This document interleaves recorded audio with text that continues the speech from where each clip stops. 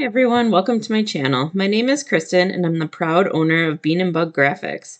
You can find my shop on Etsy where I sell my SVG designs as well as other file types included with every purchase. You can also find me on Instagram, Facebook, and Pinterest. My links are in the comments below if you want to check them out.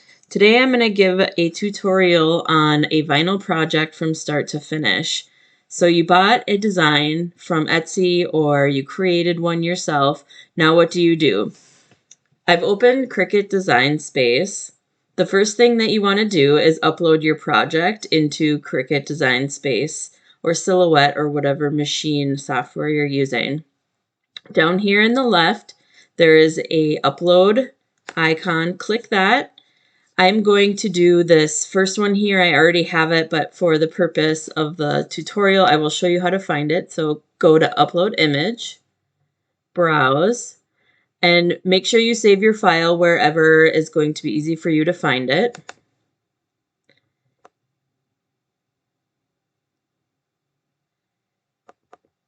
Double click on the file type that you want.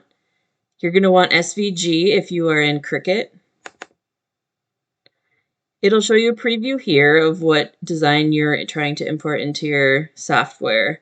This is what I wanted. Then you go down here, upload in the bottom right.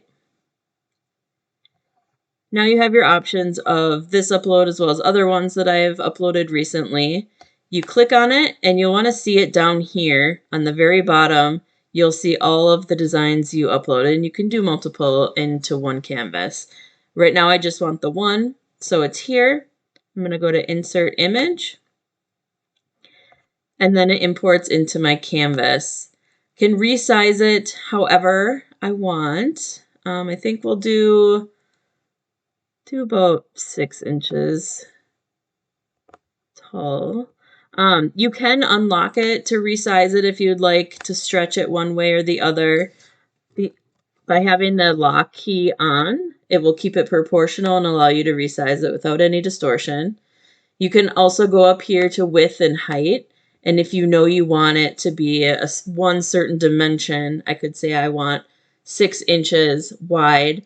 Then if your lock is on, it will automatically put your height where it needs to be to remain proportional. Now that I have the height and the width that I want, I'm going to go over here to Make It in the upper right. You'll see a preview here on the mat. This is exactly where you're going to want to position your vinyl on your mat. Once you have it positioned, then you can click Continue. The first thing I do when I prepare my Cricut mat is I pre-cut the vinyl to the size that I need it to be. So I've already cut this one out. I needed it about 5 by 5 to cut this design. It just allows you to save more vinyl and waste less. You want to position it exactly the way it was in your Cricut Design Space software. So in the upper left grid, you want to press it down exactly the way that it was. I usually just try to get, if there are any bubbles out, just scrape them down. Then the next thing you would do is you would make sure that your software, you've clicked Continue and it's ready to cut. It's going to go through and ask you the materials. In this case, I have premium vinyl. That's what I'm going to select. And then it just asks you to load the materials that you need. Make sure you have the correct blade and that you're loading your mat in correctly. So I'll feed this through. It'll cut, and then we'll show you how to weed.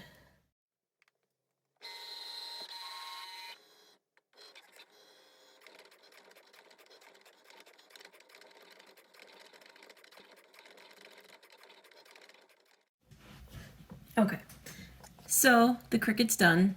It cut the design really nice. You can see that the eye is missing, and that's fine. It's on my mat. It's right here. It'll actually be easier to just leave it there until I'm ready for it. And then the middle of the G popped out, which is fine because we would weed that out anyways.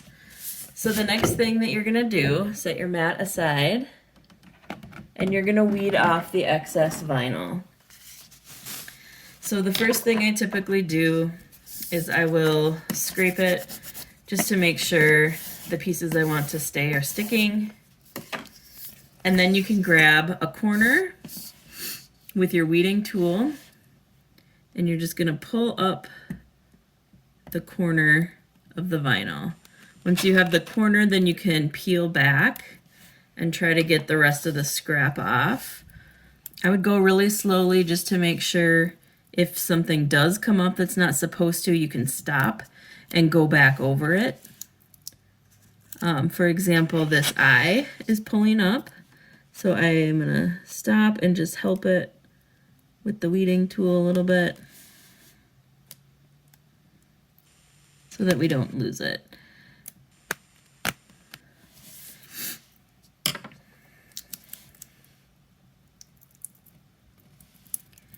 You'll want to go around each of the letters and kind of angle your fingers so that you're not pulling against any one part of the design.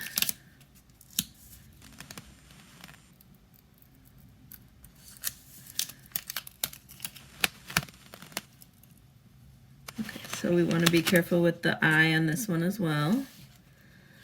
It looks like it wants to come up. So I'm going to hold it down with the weeding tool just to kind of help it stay. These bigger letters are much easier. Don't have to be quite as careful. All right, so that's most of the scrap there. Then you're going to go through and get all the little pieces out. So the inside of the O. I use this little guy. It suctions to your desk and it makes it really easy to get the scrap off of your weeding tool. It's just pretty inexpensive on Amazon. Get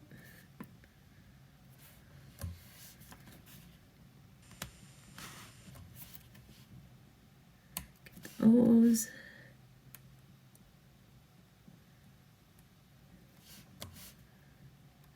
So this actually cut really nicely. All right, so the next part of this, I am going to grab the dot of the I, and then I can put my transfer tape on, and we can put it on a board.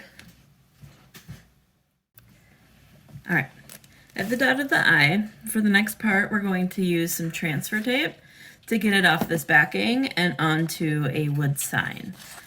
So for the transfer tape, I will peel off the same way that I did the scrap vinyl. I'll take the backing off with my weeding tool just by pulling up a corner. Once you get one corner, it all comes off very easily. And if your transfer tape stays in good shape, you can reuse it too. I try to let it dip in the middle and kind of fall into place and then let the sides drop. And then this is where you're going to want to make sure that you scrape well. You want to make sure that this vinyl is coming off on the transfer tape and coming off the backing.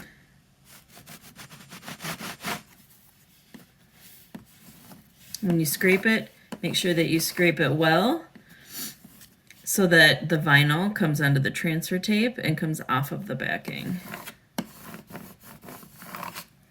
All right, I think that side's pretty good. I always do the back too, just in case.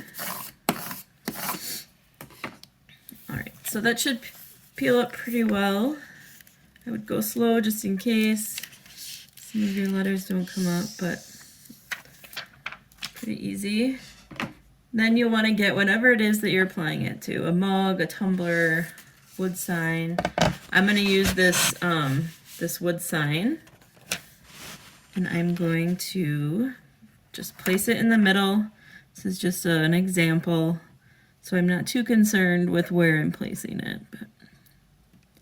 So again, same, I'm going to drop in the middle and just let the sides kind of fall. And then I'm going to scrape it onto here and make sure that the adhesive vinyl is going to stick to the wood and not the transfer tape when I pull it up. You're going to want to make sure you scrape well, use a little bit more force so that it sticks to the board.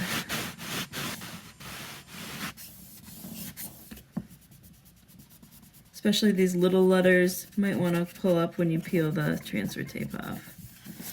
I would go slow, just in case you need to set it back down. If you pull and it's pulling up, it will stretch the vinyl and it's not going to fall back down easily.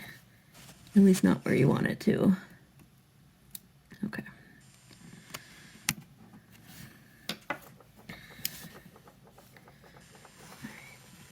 Keep it as low as you can.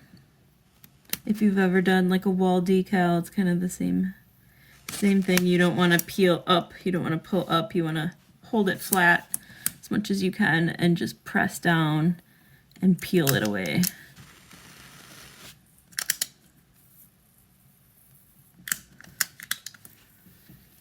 And again, you kind of want to just go with the vinyl. Angle your fingers a little bit if you can, so that you're not pulling against the letter and peeling it up.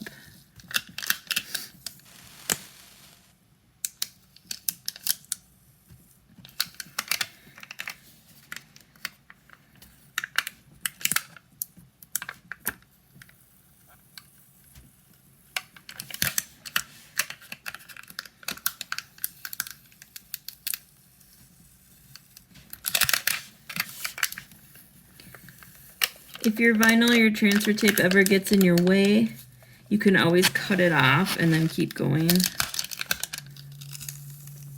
In this case, I'm not really planning on reusing this transfer tape, so I'm going to just keep going.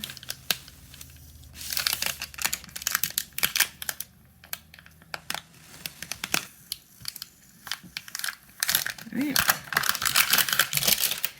So now you have your vinyl on your board. All right, thanks for watching. If you like this video and you'd like to see more, please like and subscribe below. Bye.